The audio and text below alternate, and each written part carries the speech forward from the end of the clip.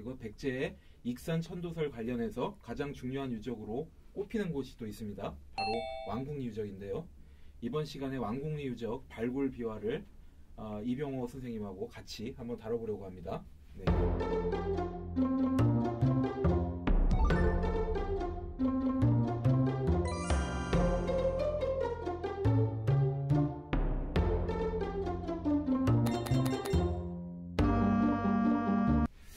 이 왕궁리 이 이름이 이게 이제 거기 지명이에요. 이름부터 벌써 이게 이 왕궁이 있었다라는 느낌이 오네요. 네. 네. 왕궁면에 있는 왕궁리 유적입니다. 그러니까 지명이라는 것이 사실은 엄청나게 오래된 시간의 층위가 녹아 있는 경우가 많잖아요. 근데 이제 고려 시대 이후의 어떤 지명들을 보면 이것이 왕궁표, 왕거미 뭐 이런 식으로 불렸다고 나와요. 그러니까 어쨌든 이 지역 사람들은 암암리에 혹은 무식 중에 이곳이 왕궁이 있었다라는 어떤 전설이 계속 이어지고 있었다 이렇게 생각할 수 있습니다. 왕궁리 유적은 어쨌든 이제 미륵사지와 더불어서 최대 규모의 어떤 백제 유적으로 꼽히고 또 유네스코 세계문화유산 지정이 또 됐을 뿐만 아니라 우리나라에서 가장 오랜 기간 발굴이 된 유적입니다.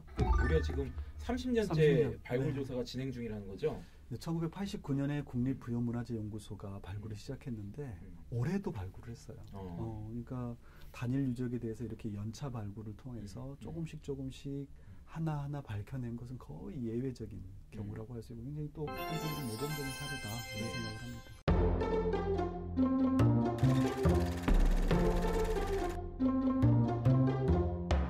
올해 발굴을 하고 있는데 아직까지 근데 이제 왕궁리 유적의 이제 백제사의 수수께끼라고 이제 불리고 있습니다. 왕궁리에서 발견이 된 백제 왕궁 유물들 그리고 왕궁의 정체에 대한 다양한 이제 썰들 이런 것들이 있는데 꼭 짚고 넘어가야 되는 이제 재밌는 유적 중에 한 곳이 이제 화장실 백제 고대 화장실 유적입니다.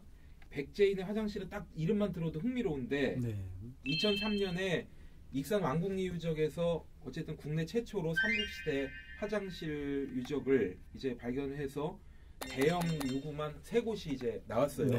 이 대형 화장실 유구의 규모를 보니까 구덩이 크기가 약 길이가 한 10m가 넘고 폭은 한 1.8m, 깊이는 한 3.4m 정도 되는 거예요. 그 구덩이가 좀 길다랗게 파여져 있는데 이게 뭐 상당히 길쭉하잖아요. 그거를 좀 뭐 어떻게 이용을 하나요? 뭐 거기 뭐 판자 같은 걸 놓나요? 한 3칸 정도의 구덩이 나무가 이렇게 있고 그 위에 판자를 놓고 이제 다시 약간의 어떤 간이 시설, 지붕의 어떤 차양이나 외부의 어떤 태양을 가릴 수 있는 시설이 있고 벽체 같은 간이 시설이 있지 않았을까?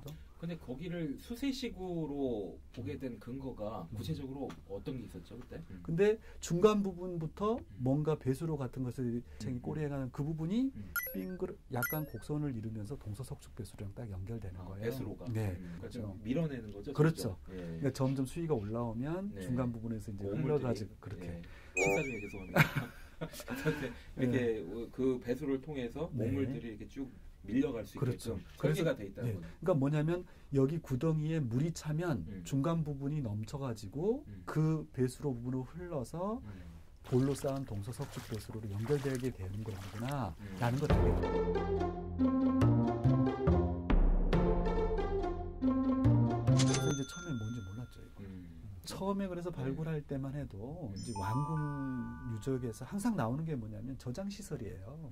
그래서 돌로 쌓거나 나무로 쌓는 어떤 창고 건물과 같은 것이 아닐까. 처음엔 그런 기대를 가지고 팠던 거예요. 그리고 뭐 씨앗도 많이 참외씨, 뭐 복숭아씨, 살구씨 이런 것도 가장 바닥층에 나오고 그 위에는 어떤 7세기대 백제 토기나 기와 파편들이 나오기도 하고 그래서 사실은 정확하게 이 유구의 성격을 알지 못했던 거죠.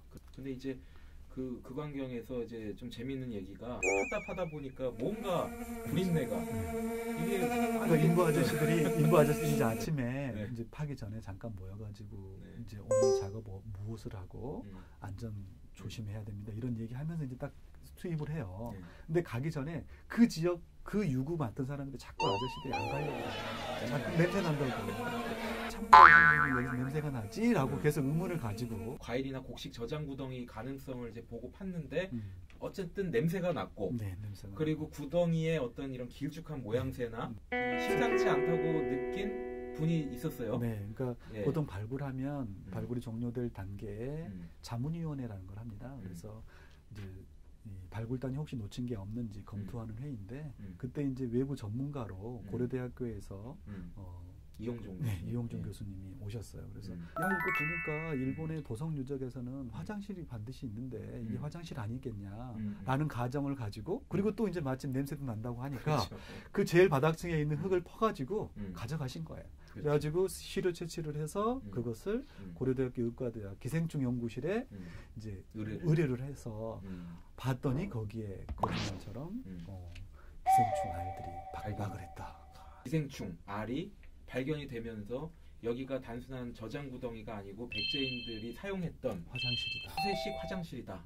라는 이제 결론을 얻게 된 거죠. 그렇죠. 그게 무슨 알이었죠? 무슨 충이었죠? 그러니까 편충, 회충 알이 이제 제일 많았던 것 같고 간흡충, 그다음에 이제 알 수 없는 어떤 구더기 알 이런 것들이 같이 나왔다고 다양하게 나왔는데 그래서 다양한 그 기생충들 아까 얘기하신 뭐 회충, 편충, 간흡충 등등 이제 하는데 근데 전반적으로 나와 있는 그 기생충 알의 어떤 종류를 보면 그 당시 사람들이 뭘 먹고 살았는지 이런 거를 알 수가 있다는 거죠. 그렇죠. 편충과 회충이 보니까 고기를 많이 먹었을 때 생기는 기생충이 아니라는 거예요. 그러니까 주로 채식, 그것도 오염된 채소를 먹었을 때 생기는 기생충이라는 거예요. 백제인들은 어떤 그 주로 채식을 했다. 이 대형 수세식 화장실이라고 추정되는 유구 안에서 그런 회충이 나왔다는 것은 기생충이 나왔다는 것은 이것을 주로 이용했던 사람들이 사실은 채식을 했던 사람이 아닐까. 또는 다른 간흡충 같은 경우에도 민물고기를 날로 먹었을 때 생기는 것인데 그것을 이용하는 사람은 어떤 육식을 할 수 있는 사람이기보다는 즉 귀족이나 왕족이기보다는 바로 이제 나중에 알게 됐지만 그 뒤쪽에 대형의 공방 유구가 확인이 됐어요. 그러니까 그런 공방에서 활동하던 공인들이 혹시 이곳을 이용하던 주된 사람이 아닐까 이런 생각까지도 그렇군요. 경주에서도 비슷한 어떤 경주 왕경 유구 일부를 팠더니 그 화장실. 주택의 아주 기퉁이 부분인데 보니까 유구의 형태가 화장실처럼 보이더라. 그래서 실제로 거기를 파봤더니 역시 기생충이 발견돼서 화장실인 게 확정되기도 했죠. 제가 그 말씀하신 월성 그 석조변기 그 현장을 제가 갔었어요. 취재차 갔었는데 진짜 딱 이제 발을 벌리고 두 발을 이렇게 딱 벌리고 이제 주저앉아서 본인을 볼 수 있는 그 모양이 나올 수 있게끔 그 석기변기가 딱 돼 있더라고요. 그 지구 경주 지역에서 나온 것은 아무래도 격이 높은 귀족의 가문이거나 아니면 그러니까 왕궁 일대에서 활동하는 사람들의 것이기 때문에 좀 더 격이 높았다고 봐야 되겠죠. 뭐 관리든 뭐든 사실 뭐 왕이면은 뭐 옛날에 조선 시대 때는 왕이 용변을 보는 매화틀이라고 있죠. 그거 뭐 들고 다니면서 받아내고 뭐 거기 어이가 뭐 이렇게 냄새도 맡아주고 하면서 우리 또 지체 높으신 분의 어떤 이 건강 컨디션을 체크하고 이러니까 굳이 그런 구덩이에서 해결할 이유가 없죠. 왕같이 지체 있는 사람들은 없고 이제 사실 또 재미난 게 이것 말고 그 유변에서 물론 깨진 채 나오긴 했지만 왕이나 귀족들은 그 대형 화장실을 이용했다기보다는 별도의 용기를 이용했음을 잘 보여주고 있는 사례라고 할 수 있습니다. 언제라도 뭐 갖고 다니는 그런 화장실이 있으니까 굳이 구덩이를 팔 이유가 없었다는 건데요. 이게 지금 어쨌든 저 수세식 화장실 이런 부분도 이제 놀라운데 이제 쓸모가 없어진 쪼개서 뒤처리를 이렇게 하는 이제 밑에다 버리는 사실 요즘 상상도 할 수 없는 일인데 이제 그런 것이